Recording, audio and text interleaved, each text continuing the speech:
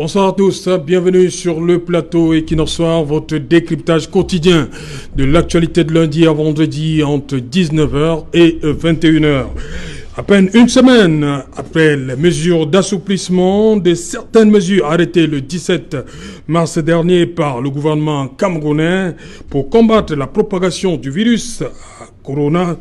coronavirus et au regard de l'écho auprès des populations cibles et vulnérables, le chef du gouvernement a, lors de la traditionnelle rencontre hebdomadaire interministérielle sur la stratégie de riposte au Covid-19, fait savoir que l'assouplissement des mesures n'était pas synonyme de fin de la pandémie ou bien de fin du coronavirus, comme on l'a attendu de la part de certains Camerounais depuis jeudi dernier. Madame, Monsieur, c'est donc là l'essentiel de cette première partie. Equinox Soir, nous allons débattre aujourd'hui. Ils sont là sur le plateau. Joseph René Mboutouzé, bonsoir. Bonsoir Serge Alain.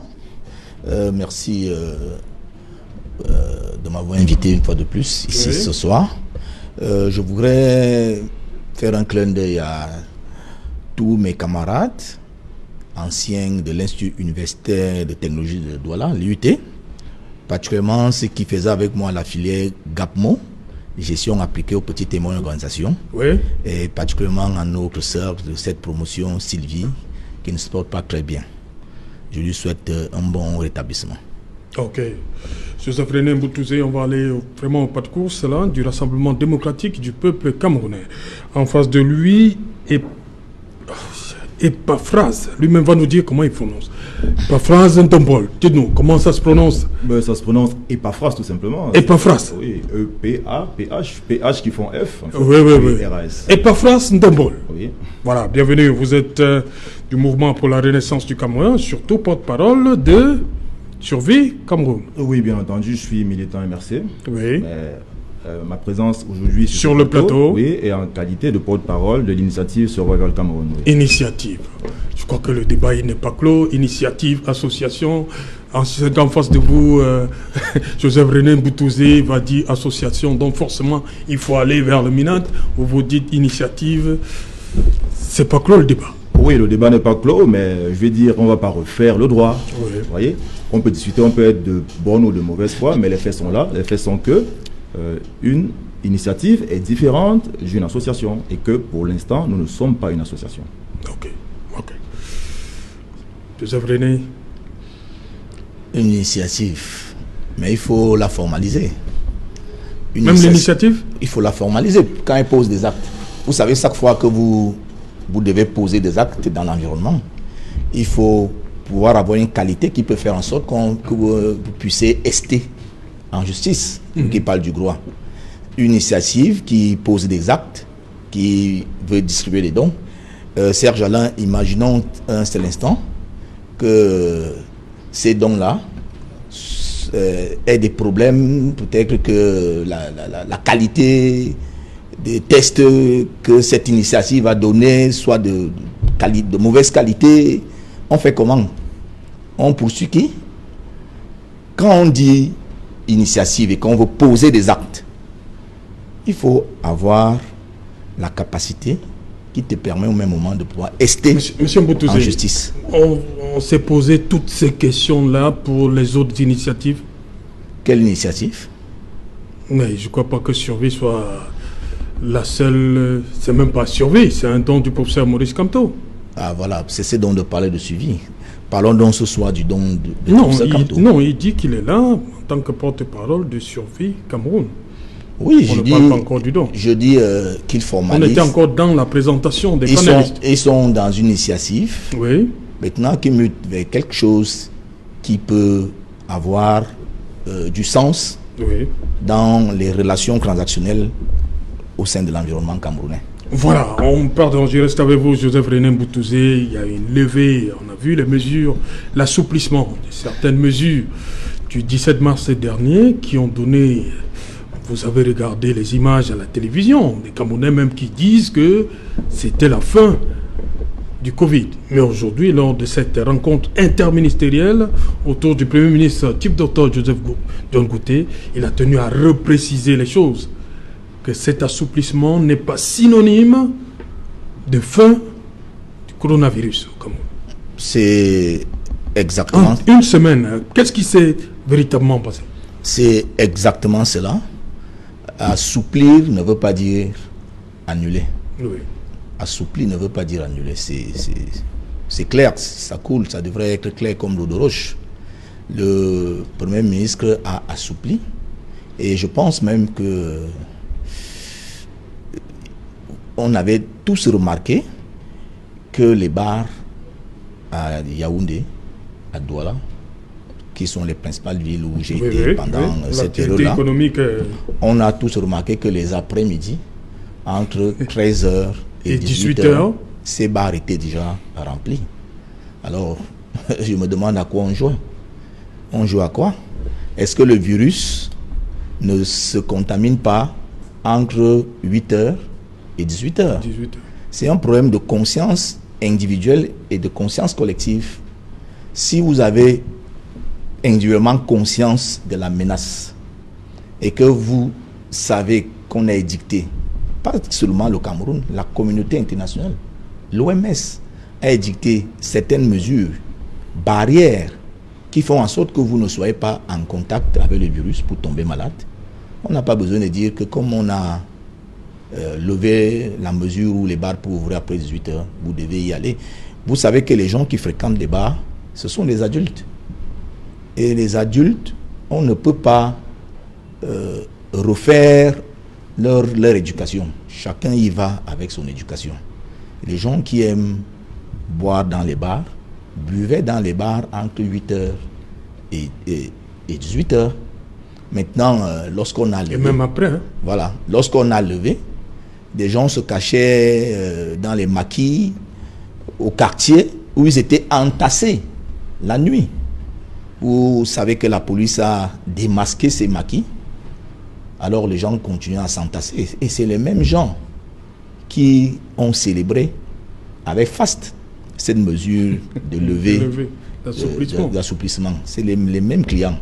Ce que vous avez vu fêter ce jour-là à 18h, ils étaient seulement contents de sortir de la contrainte de s'enfermer dans des endroits parfois pas très hygiéniques pour boire le vin. Donc, quel que soit ce qu'on peut faire, tant que le confinement n'était pas total, il y a toujours des malins qui ne peuvent pas s'abstenir de boire, qui trouvaient toujours des moyens pour boire autant que faire se peut, et à toutes les heures. Voilà, et Epaphras Dombol, oui. Cette mesure-là de jeudi dernier, c'était jeudi, effectivement, comment vous l'avez perçue?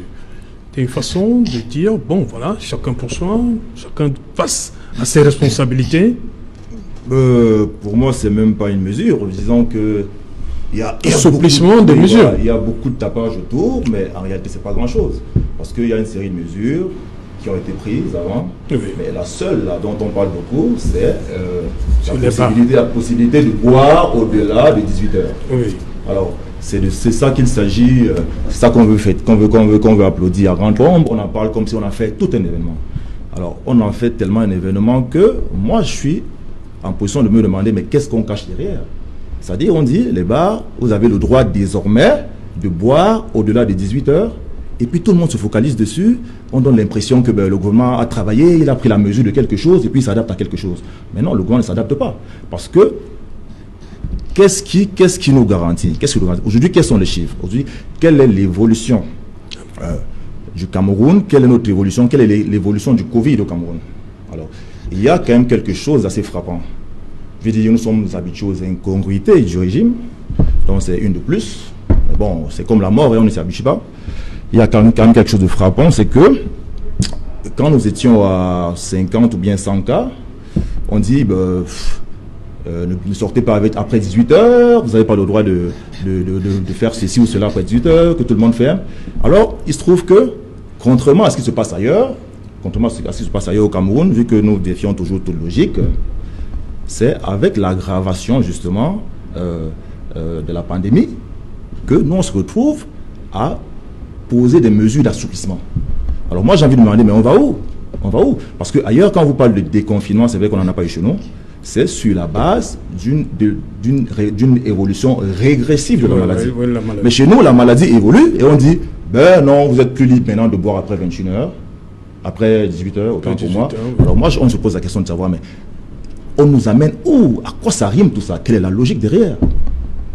Mais à ça, il y a une autre question qui revient. Est-ce que c'est à 18h que le virus fait son apparition? On n'a pas compris pourquoi il fallait fermer à 18h. Comme si le virus se montrait seulement à partir de 18h. Il faut demander à ceux qui ont pris la mesure, là. C'est pas à moi que... c'est à eux de nous expliquer pourquoi ils ont décidé de cette mesure à ce moment-là. Et qu'est-ce qui les motive à la lever aujourd'hui? Vous voyez? Donc, il faut quand même que pour une fois, ces gars assument leurs actes. Qu'ils assument leurs actes. Et puis, que pour une fois, ils se comportent avec une certaine, je vais dire, une certaine cohérence. Parce que c'est eux qui nous disent, à partir de 18h, il n'est plus bien que les gens se retrouvent dans certains endroits. Alors, pourquoi? Et c'est eux qui reviennent un mois après nous dire, non, vous pouvez le faire. Alors, qu'est-ce qui a évolué entre-temps? La seule chose qui a évolué, qui est indiscutable, c'est que la maladie a pris du galon. Oui. Alors, c'est quoi la logique derrière? Moi, je me pose la question. Ok. Voilà, justement, Joseph René Moutouzé, qu'est-ce qui peut justifier cette logique? On était à quelques cas lorsque, le 17 mars, le gouvernement décide de prendre ces mesures. Et on ne comprend pas que, un mois après, alors que le nombre de morts, des décès est croissant, le nombre de personnes, de cas confirmés a explosé, littéralement, qu'on décide d'assouplir. Qu'est-ce qui peut justifier cette logique? Bon, voilà, Serge, je vais parler pas comme un homme politique, Oui. mais comme un manager. Oui. Vous savez, lorsque le gouvernement prend une action, il faut évaluer cette action. Oui. Et après évaluation, éventuellement apporter des correctifs. Ok. Et vous savez que lorsqu'on fait une évaluation, on regarde non seulement l'efficacité, l'efficience. Oui. L'efficacité, c'est quoi? C'est-à-dire atteindre l'objectif. L'objectif, oui. Quel que soit le coût, quels que soient les moyens. L'efficience, c'est l'atteinte de l'objectif à moindre coût. Mais il y a un autre élément très important de l'évaluation qu'on appelle la pertinence. C'est-à-dire le résultat qui est atteint doit correspondre avec ce que les juristes appellent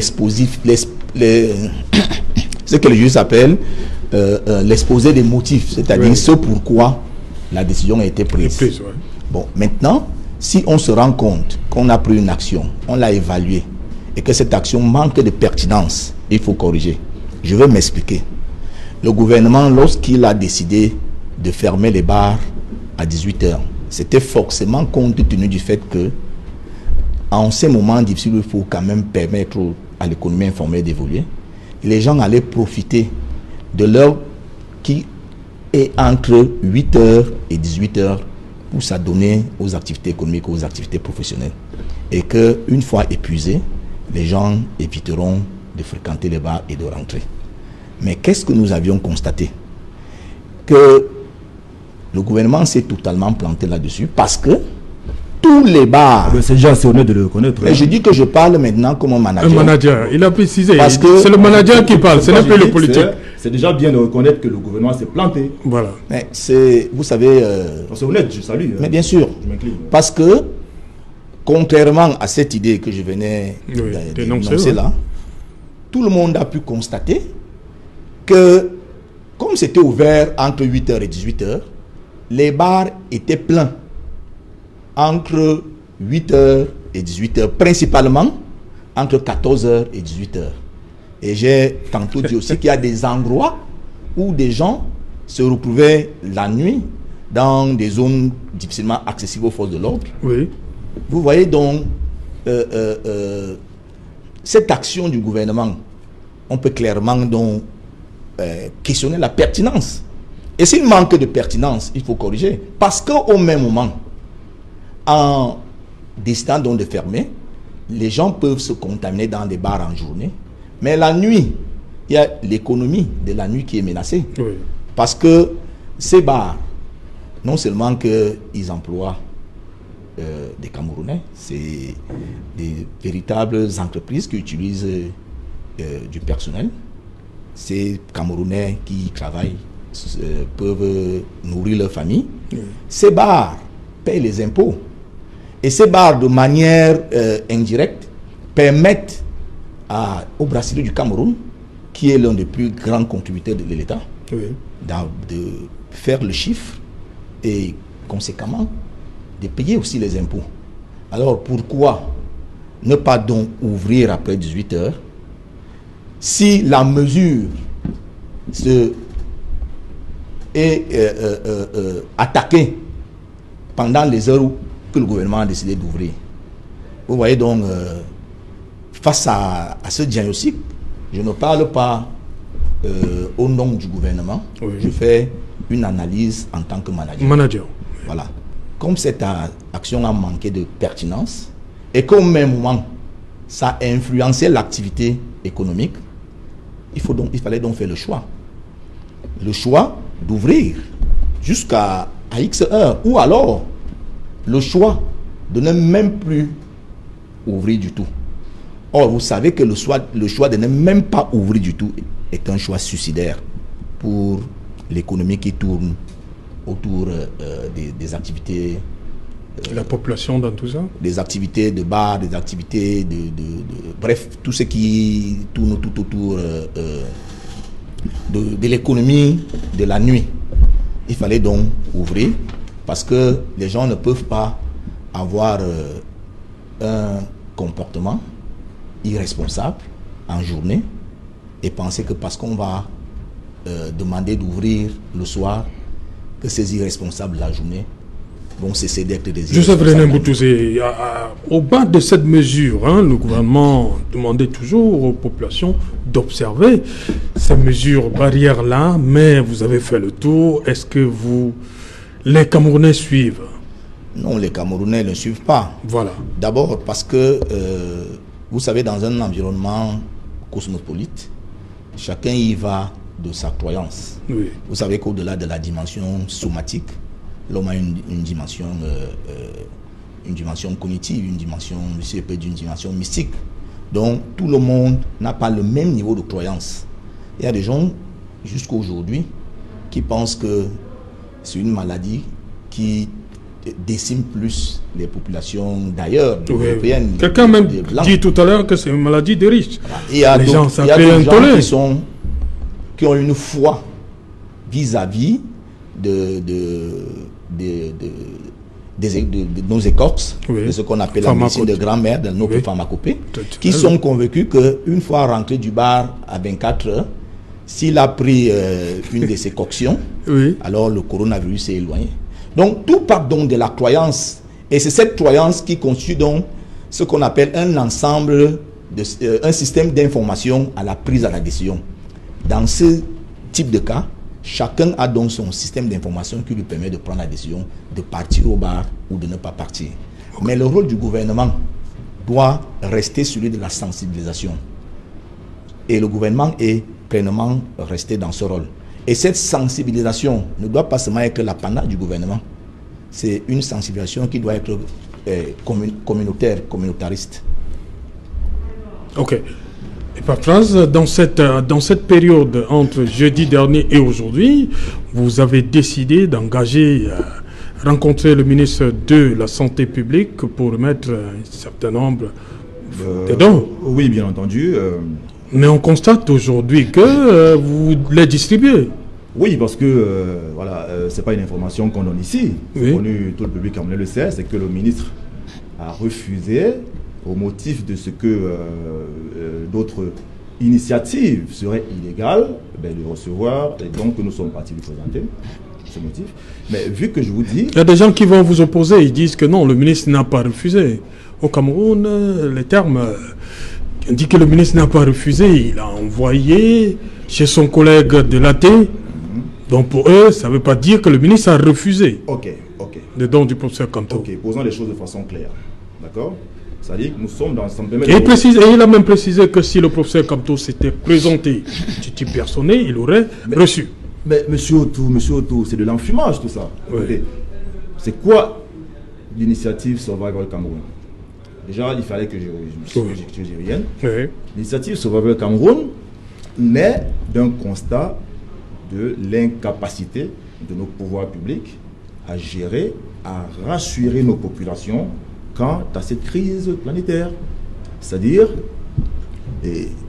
qu'on soit de bonne ou de mauvaise foi, quelle que soit notre bonne ou de mauvaise foi en fonction du côté dont on se trouve, aujourd'hui, il n'y a pas de Camerounais qui soit établi dans tous ses sens, qui puisse vous dire que le gouvernement a fait ce qu'il faut faire. Non, franchement, je ne pense pas que beaucoup de gens vous diront que le gouvernement fait ce qu'il faut faire. Alors, qu'est-ce qui se passe? C'est là l'intérêt d'une initiative. C'est-à-dire, à ce moment-là, des personnes de bonne volonté. Je vais prendre un exemple tout court. Oui. Imaginons que nous habitions dans un quartier, et puis nous avons un de nos voisins qui est très malade. Alors, monsieur Sejanot, vous levez un jour, vous dites, je vois Epafras, si tu as 5 000, je vois monsieur Mboutou, et si tu as 10 000 pour qu'on puisse l'amener à l'hôpital. C'est ça une initiative. C'est-à-dire qu'en situation d'urgence, parce que nous sommes en situation d'urgence, face à des pouvoirs publics qui sont inactifs, qui gèrent de façon incohérente, cacophonique cette crise, ô combien grave, parce que c'est une crise planétaire, mais il est urgent que des personnes de bonne volonté s'arrangent pour apporter leur part. Pas pour limiter, pas pour, pas pour arrêter, tuer complètement la menace, mais pour apporter leur part dans la réduction arithmétique de cette souffrance. Oui. C'est-à-dire, Survival Cameroun n'a pas les moyens d'un État. Parce que ce sont quelques personnes de bonne volonté qui se mettent ensemble pour dire, mais vu que l'État est démissionnaire, voilà ce que nous pouvons faire à notre niveau. Alors, qu'est-ce que nous pouvons faire? Nous ne sommes pas les spécialistes forcément de la santé. Nous allons voir le ministre de la Santé, parce qu'il s'agit d'un problème de santé publique, et lui nous dit aller voir le ministre de l'AT. Vous voyez? Alors, on considère que c'est un refus, parce que c'est au ministre. Vous pensez que, franchement, monsieur Sejanot, quand vous allez donner des cache-nez ou bien de gel hydroalcoolique à un ministre de l'AT, c'est pour qu'il en fasse quoi? Ils sont logiques un peu. C'est pour qu'il en fasse quoi? Est-ce que ce n'est pas le seul d'ailleurs dans ce gouvernement qui essaie de faire quelque chose, parce que très souvent il communique sur l'évolution de la maladie en donnant quelques chiffres qui sont contestés même d'ailleurs, parce qu'il y a des rapports qui viennent contester ces chiffres-là, donc raison de plus pour vous dire que les Camerounais ne se retrouvent pas. Alors c'est le seul qui essaie de... Vous parlez bien du ministre de la Santé, madame. Oui, bien entendu, parce qu'il s'agit d'un problème de santé publique. Oui. Alors si vous avez franchement un médical, si vous avez quelque chose qui a trait à la médecine, oui. C'est-à-dire un équipement médical, voilà, parce que les gels hydro et les alcooliques, et puis les cache-nez, c'est du matériel médical. Mais dans quelle logique voudrez-vous pousser à aller en faire don au ministre de l'AT, alors que vous êtes une initiative qui vise à supporter en fait ce qui devrait être le rôle de l'État. Non, accompagner. Je préfère le terme accompagner. Bon, okay, voilà, vous voulez accompagner. Oui, on vient accompagner, voilà. Oui. Nous venons accompagner l'État dans son rôle. Parce que c'est l'État qui est garant de la santé des populations. C'est pourquoi vous êtes allé vers le ministre de la Santé. Et puis il nous dit, allez voir le ministre de l'AT. Franchement, est-ce que c'est logique? Il faut que... Il est important aujourd'hui que les Camerounais sortent des discours creux. Des discours creux pour aller à l'essentiel. Pour voir des choses de façon claire et aller à l'essentiel. Franchement, cette diversion-là, on en a marre, on n'avance pas avec. Pour conséquence, aujourd'hui, M. Mboutou l'a dit, voilà un gouvernement qui se rend compte que ces mesures n'ont pas été très très opérantes, efficaces, et qui décide, bon, ok, on leur a dit ne vous rassemblez plus à partir de 18h. Ils l'ont quand même fait. En conséquence, le nombre de contaminations a explosé. Alors qu'est-ce qu'on fait? On dit, mais ils n'ont pas le fait ouvertement. C'est-à-dire que vous avez un enfant qui s'empoisonne. Non, on dit plutôt qu'on appelle les Camerounais à être plus responsables. Voilà. Non, mais chacun doit être plus responsable. Mais c'est un discours politique, monsieur. C'est un discours. C'est-à-dire, il vient de le dire. Il y a des mesures, on se rend compte que vous ne les respectez pas. Voilà. Alors pour vous inviter à plus de responsabilités, on lève ces mesures. C'est un sens? Non, dites-moi, c'est ça un sens? Oui. Pour vous inviter à plus de responsabilités, on lève les mesures. Voilà pourquoi je dis la rencontre interministérielle de ce jour. Le Premier ministre a précisé que ce n'était pas la fin. Les mesures d'assouplissement n'étaient pas synonymes de fin du Covid-19. Parce qu'on a vu des populations le dire. Que comment comprendre qu'on puisse lever écoutez, ces mesures. Quand vous êtes un gouvernement qui ne comprend pas comment sa population fonctionne, c'est ce qui arrive. Hein. Oui, quand vous ne savez pas comment on fonctionne chez vous, c'est ce qui arrive. On est Camerounais, on sait que les Camerounais me lèvent le coude. Hein. On sait quand vous leur dites, ça y est, et puis c'est une question de communication. Gérer, c'est communiquer. Si vous communiquez mal, on arrive à ce type de résultat. D'accord? Si ce type de choses arrive, c'est parce que le gouvernement communique mal. Bien entendu, il communique mal parce qu'il n'y a rien d'organisé, parce qu'il n'y a rien de pensé, parce qu'en fait, on se demande qui est à la tête, qui dirige, on se demande est-ce qu'il y a une coordination? Communiquer mal, mais il y a quand même le ministère de la Santé qui fait le point tous les jours. Oui, mais monsieur, vous êtes un communicateur, moi j'en suis pas un. Oui. Mais communiquer, c'est quoi? C'est utiliser le langage adéquat. Je vais dire, imaginez que vous soyez dans l'eau et que vous voulez envoyer un message à des poissons. Vous allez crier dans l'eau? Ça ne va pas compter. Alors, c'est à eux de trouver le mode de communication adéquat pour que les citoyens suivent. Ok, vous aurez proposé quoi? Vous proposez quoi? Déjà, pour rectifier le tir. Pour rectifier le tir. Oui. Vous trouvez qu'ils communiquent mal? Oui, déjà, il faut un gouvernement qui rassure. Oui. Parce que les citoyens ne suivent pas quand ils ont l'impression que le gouvernement ne rassure pas. Oui. Voilà. Alors, le gouvernement ne rassure pas parce que, évidemment, le ministre Manaouda, 8 heures après, c'est encore non, c'est pas opérant, voilà, qui commence à crier galère et puis tout ça. Donc, quelles sont les statistiques qui ont été menées par rapport à l'évolution du Covid? Est-ce qu'on peut nous dire, voilà le nombre de cas que nous avons, il y a tel pourcentage d'hommes, tel pourcentage de personnes entre tel âge, tel pourcentage de femmes? Il n'y a rien qui est fait. Il n'y a rien qui est fait. Mais les gens ne vous suivront pas quand ils ont l'impression que vous vous amusez. Aussi clair que ça. Oui, Joseph René Mboutouzé, sur la communication, il dit que ça ne rassure toujours pas. On ne nous dit pas exactement qui sont ces personnes-là contaminées, les personnes qui décèdent, quel âge, parce que ça permet de peut-être mieux cerner la pandémie. De savoir qu'il y a des gens qui tiennent compte qui sont aux baguettes. Oui, Serge Alain. Oui. Il n'y a pas de pays stable. Oui. Sans famille stable. La stabilité d'un pays commande d'abord par la stabilité dans les familles. C'est Aimé Césaire dans la tragédie du roi Christophe. Voilà. Ça veut dire que toute la sensibilisation, l'éducation, la morale commence d'abord au sein de la cellule familiale. L'État est un tout. L'État, c'est une abstraction. Personne n'a jamais dîné avec l'État. Personne. Voilà. Donc, monsieur Epaphras, dans ta famille, dites aux gens que même comme on a levé la mesure d'ouvrir les bars après 18 heures, n'y allez pas. Si dans chaque famille, les gens... Mais monsieur Boutou, vous ne trouvez pas qu'il serait mieux que le gouvernement le fasse? Je vous ai dit que personne n'a jamais dîné avec l'État, ni avec le gouvernement. Okay, donc le gouvernement fait voilà. ce qu'il veut. Je vous dis, le gouvernement donne des orientations. L'orientation, c'est vous pouvez aller et le gouvernement dit à ma famille n'allez pas. Okay. Le gouvernement donne des orientations.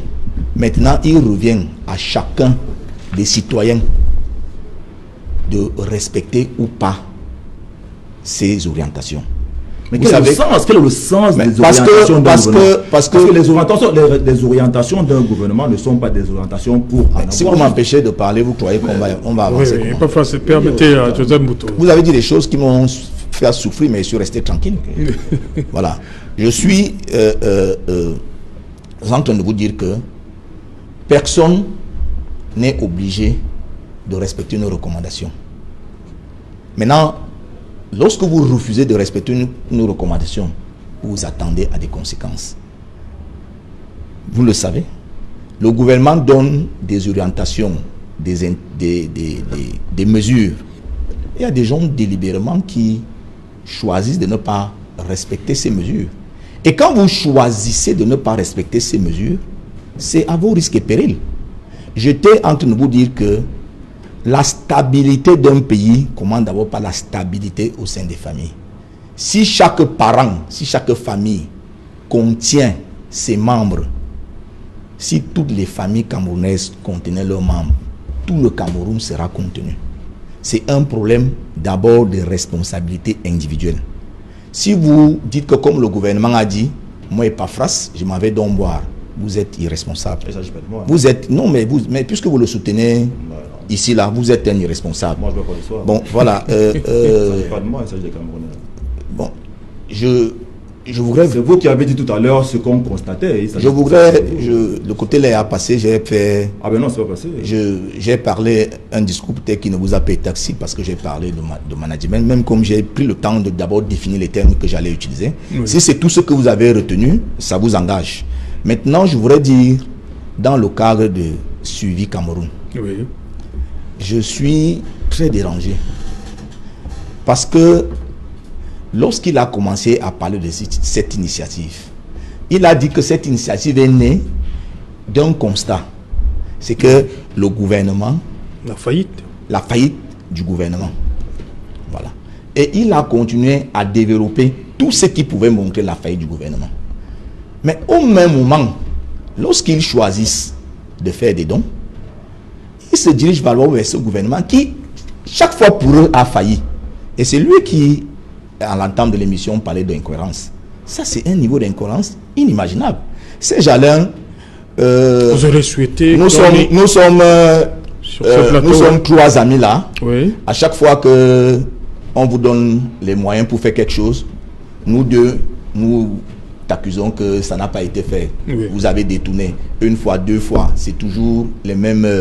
Et puis, un jour, je décide encore de faire quelque chose de fondamental. Et puis je viens encore te voir, Serge Alain, si j'ai moi-même la possibilité de mettre en œuvre. C'est un problème. Est-ce qu'ils avaient eux-mêmes la possibilité de mettre en œuvre? Oui. Alors, si vous pouvez vous-même mettre en œuvre cette action de distribution des dons, pourquoi vous vous retournez vers un État qui s'est manifestement, qui a manifestement montré sa faillite? Puisque la décision de créer cette initiative, c'était l'incapacité de l'État à continuer la crise. Pourquoi vous prenez encore ces dons à les donner à un incapable? C'est sur ça que le ministre est basé? Non, ce n'est pas sur ça. Oui. Je voudrais d'abord relever leur incohérence. Oui. Je voudrais d'abord relever leur incohérence. Ça, c'est de l'incohérence. Deuxièmement, monsieur Paphras, nous avions sur ce même plateau commenté une circulaire du ministre de la Santé, oui, qui s'était opposé que c'était une formation médicale, oui, qui voulait aider les Camerounais à utiliser le scanner comme base de diagnostic du Covid. Oui. Et je crois que ces hôpitaux, ça donnait au scanner parce qu'ils n'avaient pas de test. Mais si Surveille Cameroun prenait ces diagnostics que l'on allait donner à un État en faillite, allait directement donner à ces hôpitaux. Le ministre n'allait pas venir interdire aux hôpitaux d'utiliser des réactifs. Puisque chaque fois qu'un hôpital ou bien une clinique achète un réactif, par exemple pour tester le sida, il ne peut pas d'abord demander la permission au ministre. Il prenait donc les 950 réactifs et les donnait aux multiples officines qui veulent bien aider les Camerounais. Et ça permet de décentraliser les tests. Mais je ne comprends pas. Ils ont toutes ces possibilités. Joseph Boutou. Ils les laissent, ils s'en vont donc voir le ministre. Pourquoi le ministre ne leur a pas dit que non, allez plutôt donner à ces entreprises? Cela relève purement et simplement de la provocation. Provocation? Provocation. D'abord, j'ai même une idée derrière. Oui. Parce qu'au même moment, on a vu des cartons que M. Kamto a donné à M. Mpendekoka. Moi, j'ai compté ces cartons, il y avait quelques 7 cartons. Or, lorsqu'on nous a dit les matériaux qu'il y avait dedans, je me suis demandé tout ça, 10 000 masques et 6 000 masques chirurgicaux suffisent dans 7 cartons. Moi, je suis allé dans mon village apporter des masques aux gens de chez moi. J'avais 500 masques.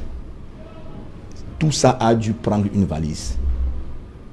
Tout ça a dû prendre une valise. N'importe qui peut essayer demain les masques faits en tissu vous les mettez, vous prenez 500, il faudra une valise.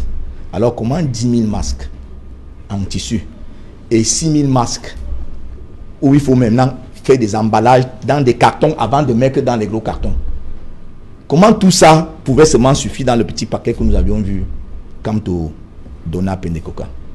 On peut croire que tout ça, c'était pour embrouiller les Camerounais et embrouiller les donateurs. Parce qu'ils savaient pertinemment que le gouvernement allait refuser. Comment ça? Et du coup... Et pourquoi le gouvernement a refusé? Parce que vous faites de la... Parce que vous faites de la... Parce que vous faites de la... Dans ce refus du gouvernement... Parce que vous faites... Parce que le gouvernement allait... Bon, même pas... Encore que le gouvernement n'a même pas refusé, hein. Le ministre de la Santé vous a dit, allez... choisissez quelque chose. Vous savez que le gouvernement allait refuser. Le ministre de la Santé vous a dit, allez voir le ministre de l'administration territoriale. Vous savez, les tâches sont partagées au sein du gouvernement. Même en période de crise, on peut même dessaisir certaines attributions d'un ministre qui est donné à un autre. Ça, c'est de la responsabilité du gouvernement dans l'organisation de son action. Et le ministre de la Santé vous a dirigé vers la bonne personne, vous n'êtes pas allé. Donc, d'abord, cessez de dire que le gouvernement a refusé. Et maintenant, revenons même, qui avait dit tout à l'heure que revenons même, évident que le gouvernement refuserait. Hein, revenons même sur l'initiative. Vous savez, lorsque vous faites appel à l'épargne publique, ça devient de l'argent public, ça devient des finances publiques. Et ces finances publiques doivent être contrôlées par les autorités publiques compétentes. Maintenant, si dans le cadre d'une association, d'une famille, vous faites appel à vous faites appel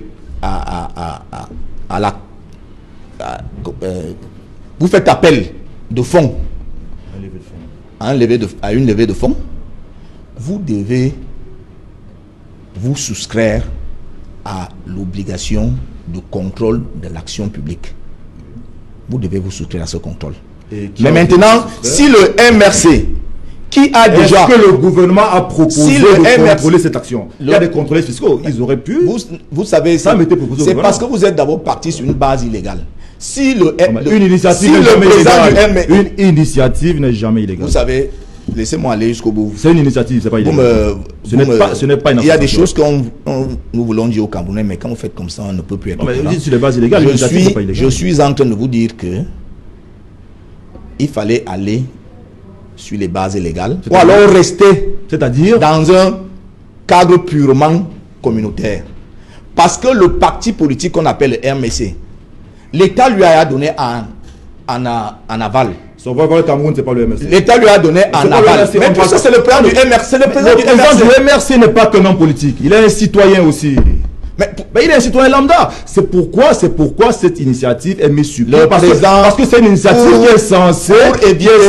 qui est censée regrouper des personnes de bonne volonté, quelle que soit leur chapelle politique. Quelle personne? Parce que nous sommes en situation d'urgence et ce n'est pas le MRC qui le président. Quand on identifie ces personnes, vous êtes invité, vous m'avez si vous voulez.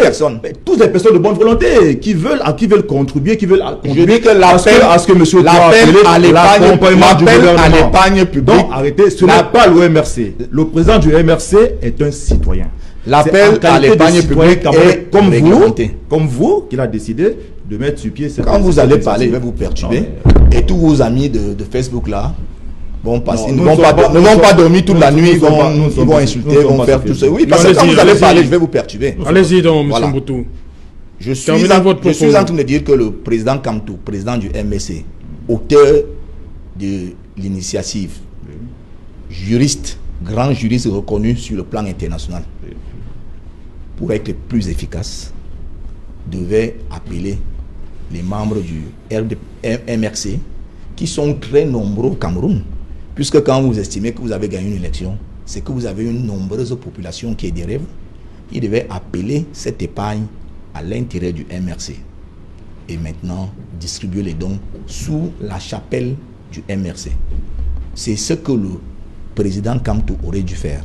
Et maintenant, il ne l'a pas fait. On le lui concède. Maintenant, il a encore pris le mauvais chemin lorsqu'il a fallu qu'il donne les dons parce que ce ne sont pas vous demandez que nous fassions une distinction entre M. Kamto, en citoyen, et M. Kamto, président du MRC. Vous demandez bien la distinction. Alors, si M. Kamto, citoyen, veut faire des dons à l'État, que M. Kamto, citoyen, aille directement faire ses dons à l'État. Pourquoi passer d'abord par une association, une initiative qui avait commencé à créer de l'imbroglio pour faire ce don? Il ne voulait pas faire le don, il voulait simplement exister parce que il était évident que vous ne pouvez pas dire qu'un gouvernement est illégitime et vous revenez vers ce gouvernement.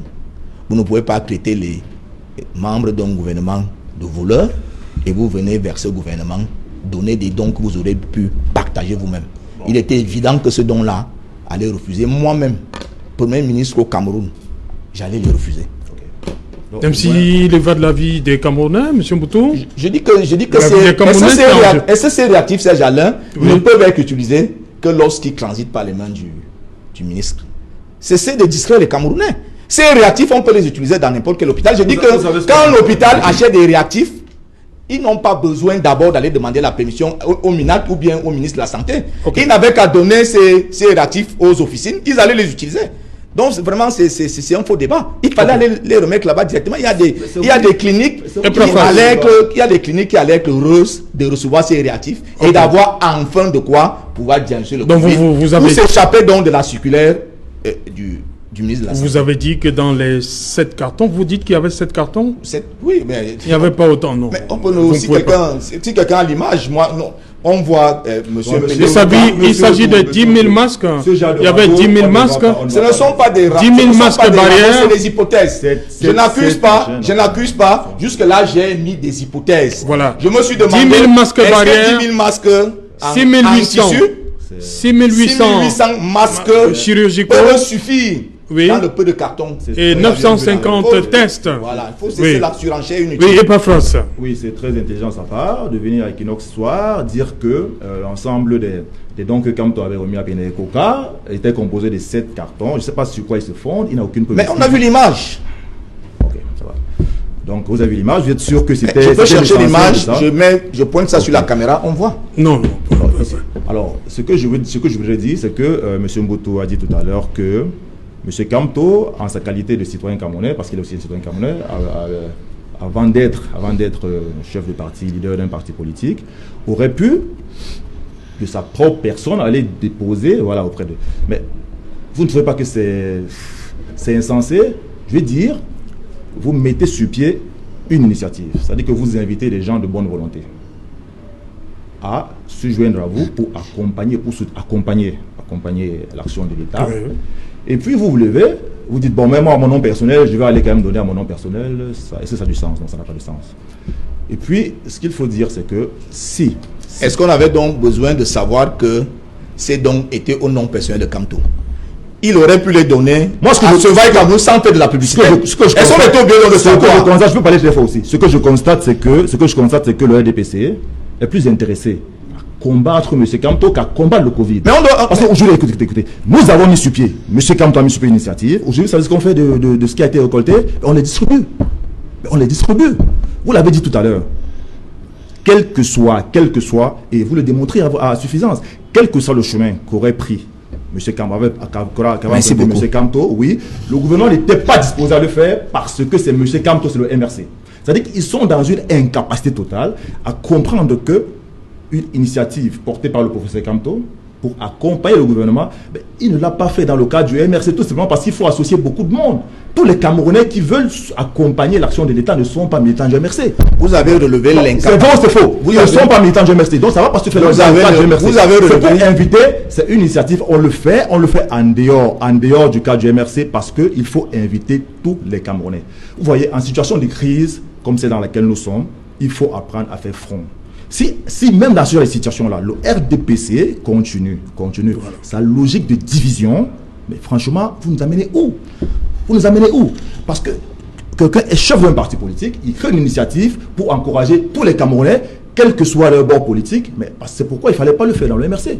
et vous trouvez que c'est malsain, c'est à côté, vous êtes plus intéressé à combattre M. Kamto qu'à combattre le Covid. Mais ce que nous voulons savoir, ce qui nous intéresse, nous aujourd'hui, hein, mis à part toutes les luttes politiciennes là qui sont aujourd'hui inutiles, ce qui nous intéresse, c'est de savoir l'état d'avancement de cette pandémie chez nous. Alors, M. Manaouda, M. les tweets, il a des chiffres qu'il avance souvent, qui ont été contredits il y a quelques jours là. Mais nous sommes ça, nous voulons savoir quelle est la vérité. Parce que quand on se lance dans ce type de guerre de chiffres, quand le public est exposé à ce type de guerre de chiffres, on est au désarroi. On a lieu de se demander, mais finalement, qui nous dirige? Et vous comprenez donc ce qui justifie aujourd'hui que des initiatives comme Survival Cameroun existent. Vous savez,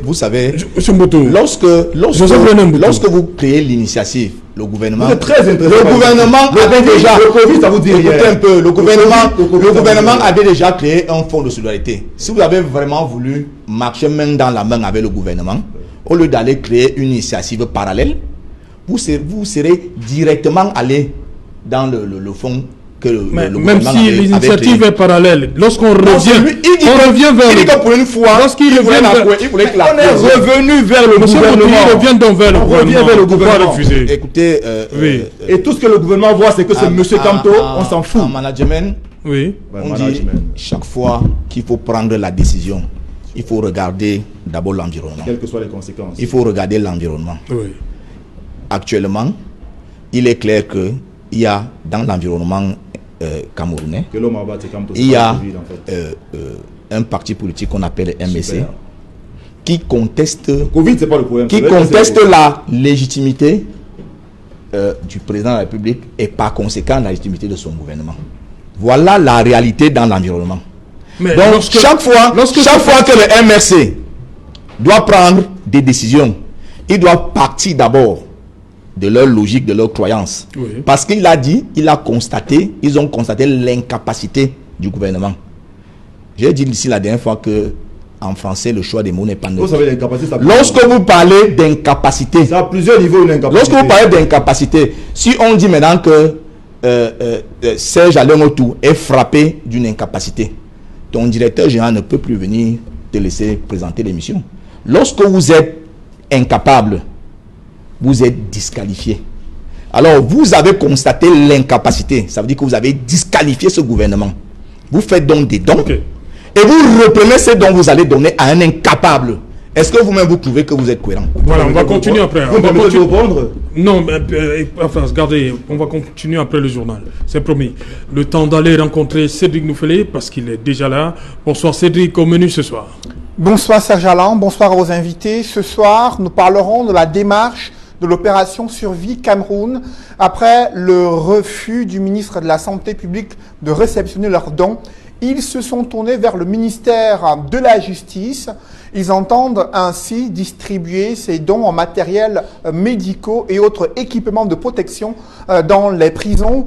Quelle est la démarche utilisée cette fois-ci auprès du ministère de la Justice? Vous les écouterez dans le journal de 20h. Ce soir, un grand reportage dans la région de l'Ouest, devenu l'un des foyers les plus importants depuis la survenue de cette pandémie du coronavirus, le Noun, où de nombreux cas positifs ont été enregistrés, devenu un casse-tête aussi pour les autorités en raison du non-respect de certaines règles, notamment les mesures barrières et le port des masques, sans compter les rassemblements qui continuaient d'être observés, comment les autorités à la fois locales et administratives se sont mobilisées face à ce relâchement dans le respect des mesures barrières. Nous en parlerons ce soir, Serge Alain. Nous évoquerons également la grosse inquiétude de l'hôpital Akintini de Douala, hôpital agréé Covid-19, qui ne reçoit plus les malades qui viennent se faire consulter pour d'autres pathologies. L'hôpital s'inquiète. Ces caisses sont presque vides. Vous écouterez ce soir le directeur de l'hôpital Akintini confirmer l'enquête menée par Equinox en télévision sur la situation dans certains hôpitaux publics agréés Covid-19. Et ce soir, Equinox Télévision rend hommage à l'une de ses meilleures animatrices, Florazé, qui s'en est allée il y a quelques semaines. La mobilisation du personnel d'Equinox Télévision, la délégation officielle, le président directeur général Séverin Tchonke et une foule immense de fans d'Equinox, de fans de Florazé, qui compte l'accompagner jusqu'à sa dernière demeure. Vous verrez ces images dans le journal de 20h, séquence émotion et témoignages édifiants. À suivre ce soir. Serge Alain. Voilà, madame, monsieur, c'est donc la fin de cette première partie Equinox Soir. On se retrouve après le 20h de Cédric Nouffelé pour Equinox Soir, deuxième partie. Ce sera le temps du débrief. Nous serons toujours en compagnie de Joseph René Mboutouzé et des Epaphras Dombol, voilà, du mouvement pour la renaissance du Cameroun, porte-parole, l'initiative Survie Cameroun, Survival Initiative. Tout à l'heure, ce sera donc dans le débrief, madame, monsieur.